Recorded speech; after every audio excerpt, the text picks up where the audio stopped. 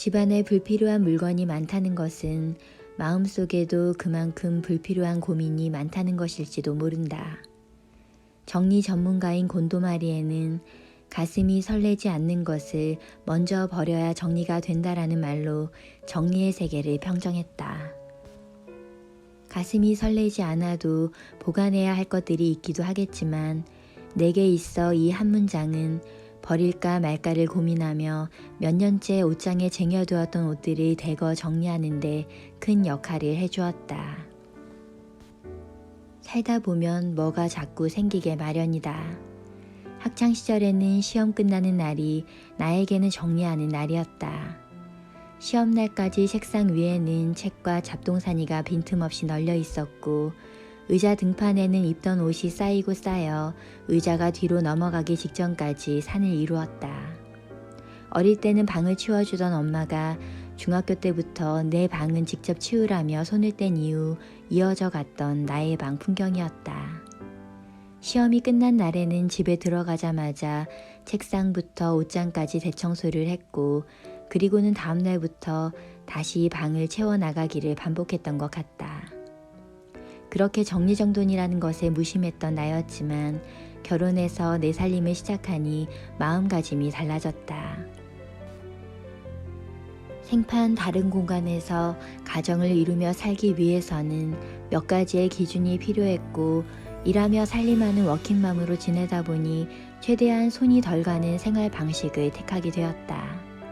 일명 살림의 여왕들이라 불리는 이들의 노하우를 활용해 보기도 했다. 먼저 도배지와 부피가 큰 가구는 흰색으로 해서 공간을 넓어 보이게 하고 테이블이나 소품은 원목으로 골라 집 전체를 환하게 만들었다. 남편이 양말이나 드라이버를 못 찾아 나를 부르지 않게 하려고 집안의 모든 수납장 앞에 이름표를 붙이고 아이 장난감이나 청소 도구 등은 곳곳에 큰 박스를 두어서 종류별로 모아두었다. 전기 제품은 공간별로 최대한 모아서 전깃줄이 여기저기 걸리지 않게 묶고 벽에 붙였다. 장식품은 유리문이 있는 장식장에 넣거나 한쪽에 모아서 먼지도 덜 쌓이고 공간을 덜 차지하게 했다. 이렇게 해도 살림이라는 것이 계속 늘어나게 마련이어서인지 지평수를 늘려갈 때마다 처음에는 벙벙하던 집이 두어 달 후면 다시 꽉 차는 악순환은 계속되었다. 눈뭉치처럼 늘어만 가던 살림이 줄어든 계기는 딱 2번. 한 번은 아이 학교 문제로 아파트 평수를 줄여가야 했을 때와 내가 회사를 그만두고 거의 모든 것을 정리했을 때였다. 평수를 줄여가야 할 때는 당장 사용하지 않는 물건은 모두 버리고 나눴다. 강제적 살림 줄이기는 단기적 효과는 확실했지만 나중에 다시 사야 했던 물건들도 꽤 있어서 가슴이 쓰렸던 정리였다. 하나를 사들이면 2개를 처분해야 정리가 된다. 이것은 정리의 기본이자 핵심이다. 나의 2번째 정리는 마음이 원해서 시간 여유가 있어서 할 수 있었다. 의외로 필요하지도 마음이 설레지도 않는 많은 물건들을 껴안고 살고 있다는 것을 깨닫고 우선 내 것부터 설레지 않는 불필요한 물건들을 정리했다. 나이에 따라 입는 것이 달라지고 사용하는 물건 또한 달라지게 마련이다. 나는 한때 가장 먼저 유행을 알리는 잡지사에 일하며 명품 브랜드의 론칭 행사에 가고 제품을 촬영하며 명품에 익숙해졌고 넘볼 수도 없는 가격대에도 당위성을 부여하며 보너스를 받거나 적금을 타면 통째로 명품을 사는 데 바친 적이 있었더랬다. 명품은 명품인지라 들고 나가면 사람들의 눈길을 끌어 내 콧대를 올려주는 듯 했고 존재 그 자체로 내가 일을 하는 이유가 되기도 했다. 또 워낙 뛰어나서 쓸 때마다 감탄을 하며 사용한 것들도 있었다. 하지만 은행 잔고가 휘청거리던 어느 날 내가 갖고 있던 명품이란 것들을 다 꺼내놓고 이 물건들이 나에게 주는 위로와 번민을 저울질 해보기로 했다.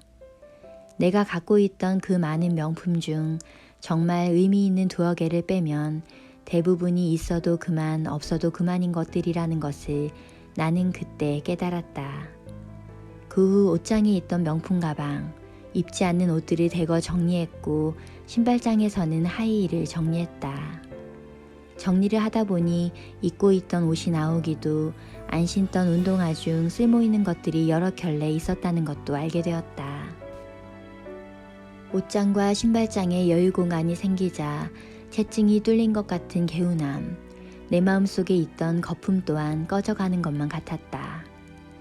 화장대 위에 메이크업 제품도 액세서리도 꼭 필요한 최소한의 것들만 남겼다. 그 다음은 부엌 차례. 부엌 살림은 먼저 모두 다 꺼내놓고 같은 종류끼리 모았다. 커피포트와 블렌더 중 하나만 있으면 되는데 왜 두어 개씩 있었던 건지. 예쁘다고 샀지만 박스도 열지 않고 여러 해를 넘긴 찻잔과 그릇들은 활용도가 높은 순, 일정 수량이 필요한 것 순으로 순위를 매겨서 3위까지는 살리고 한눈에 선반의 그릇들이 다 보이게 정리한 뒤 나머지는 나눔 상자에 넣었다. 플라스틱 수납용기와 일회용기들도 최소한의 수량만 남기고 모두 처분했다. 팬트리에는 급할 때 먹으려고 쌓아놓은 인스턴트가 거의 편의점 수준이었기에 그날부터 유통기한이 임박한 것부터 짬짬이 먹어치우기 시작해서 몇 주 만에 모두 정리했다. 매번 이사 때마다 일하시는 분들을 고생스럽게 했던 많은 책들도 정리하기 시작했다. 안타깝게도 30년이 지났어도 여전히 가슴이 설레는 책들이 너무 많았다. 먼지가 쌓인 대학 전공 서적부터 지인들이 건네준 논문들, 전집류, 베스트셀러라고 해서 샀지만 그다지 울림이 없던 소설들을 중고 서점에 보내고 서점에서 받아주지 않는 책은 폐기 처분했다.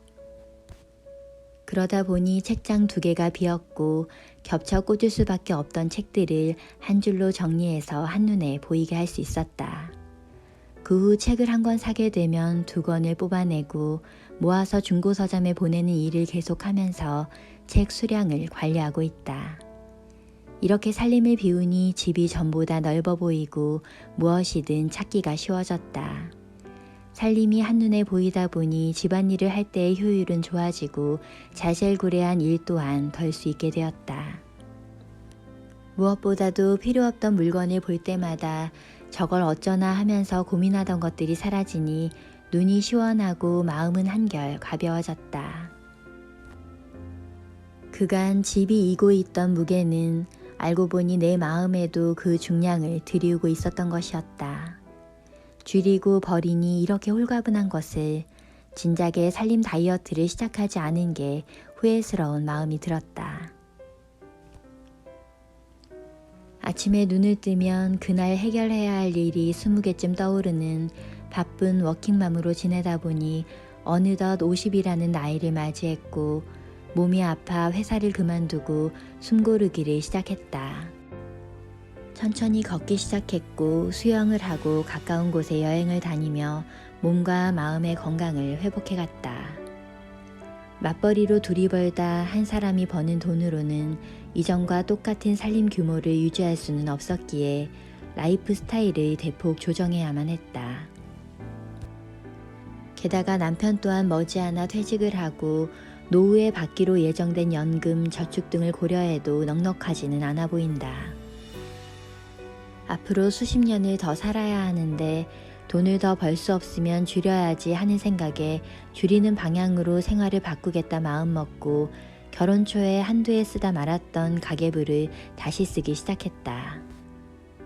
가계부를 쓴다고 해서 돈이 모아지지 않을지는 몰라도 돈 쓰임새의 방향을 잡는 데는 확실히 도움이 된다. 그동안 바쁘다는 핑계로 다이어리에 간단하게 기록하는 걸로만 살아왔는데 수십 년 만에 가계부를 써보니 실제 우리 집 살림 규모를 확실하게 알 수 있었다.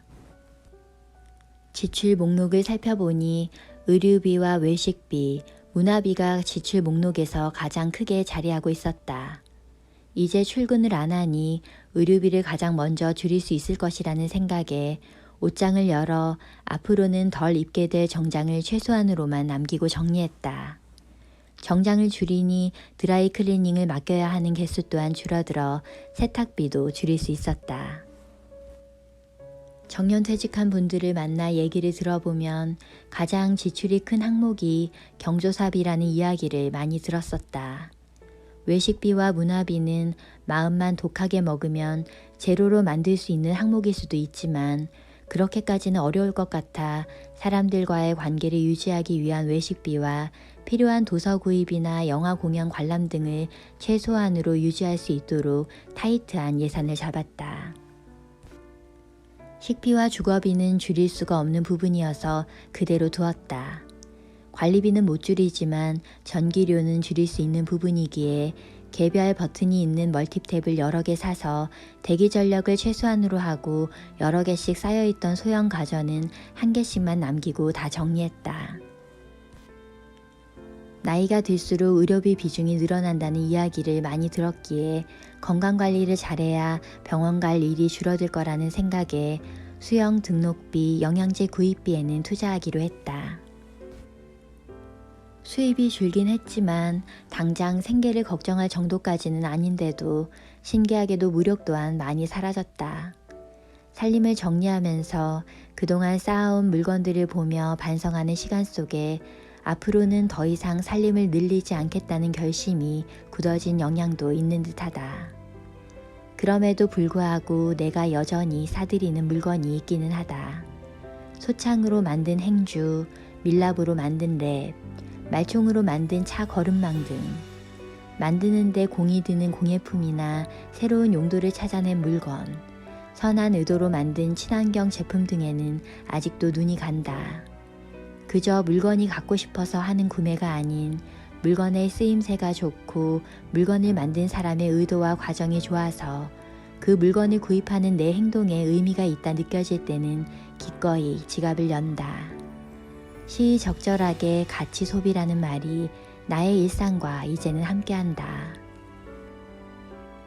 50. 이제껏 살아온 날의 숫자를 내세우며 심오한 인생의 철학이나 지혜로운 문구를 늘어놓기에는 아직 젊은 나이이다. 나는 늘어가는 흰머리와 주름을 보며 우울해하거나 움츠러들기보다는 더 우아하게 살기 위해 느린 호흡으로 새로운 나만의 일상의 루틴을 만들어간다. 모닝커피로 아침을 깨우고 오후에는 녹차 한 잔으로 마음을 쉬게 하고 저녁에 허브티로 하루를 정리하는 잔잔한 차의 시간들. 햇살 좋은 날 편안한 신발을 신고 그저 발길 닿는 대로 걷는 걸음. 걷다 보면 걱정거리는 잠시라도 잊게 되고 꽃과 나무는 언제나 새롭다. 몸의 순환은 좋아지고 마음은 차분해진다. 앞으로의 날들을 나는 더 건강하게 즐겁게 살아가고 싶다. 그렇기에 내일은 오늘보다 더 씩씩하게 우아하게 살기 위해 급하지 않고 느긋한 걸음으로 나아갈 것이다. 내일은 오늘보다 더 멋질 테니까.